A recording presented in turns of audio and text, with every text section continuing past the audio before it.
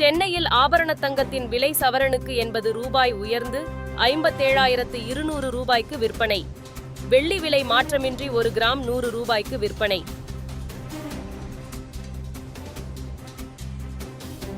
தமிழகத்தில் இன்றும் நாளையும் ஓரிரு இடங்களில் கனமழைக்கு வாய்ப்பு. ஆரஞ்சு அலர்ட் விடுத்தது வானிலை ஆய்வு மையம்.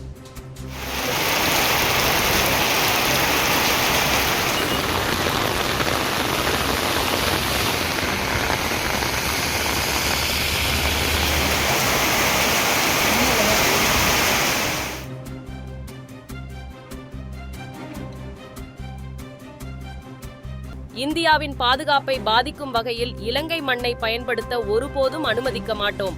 பிரதமர் மோடியிடம் இலங்கை அதிபர் அனுரகுமார திசாநாயக்க உறுதி.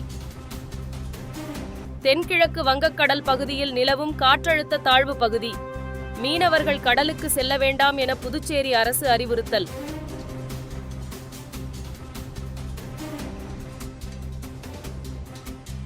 இலங்கை கடற்படையுடன் கூட்டுப் பயிற்சியில் ஈடுபடும் இந்திய கடற்படை. கூட்டுப் பயிற்சியில் ஈடுபடுவது வெந்த புண்ணில் வேல் பாய்ச்சுவதாகும் என மீனவர்கள் கண்டனம்.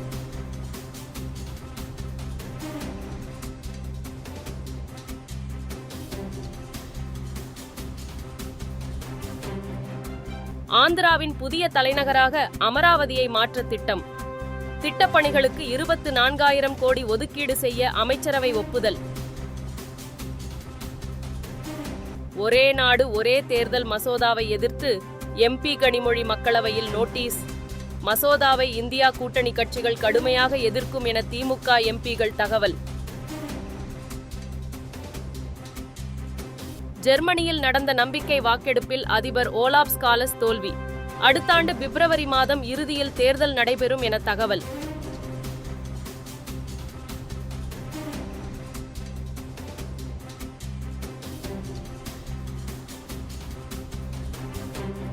அமெரிக்கா மெடிசன் பகுதியில் உள்ள பள்ளியில் துப்பாக்கிச் சூடு. 3 பேர் உயிரிழப்பு, 5 பேர் படுகாயம்.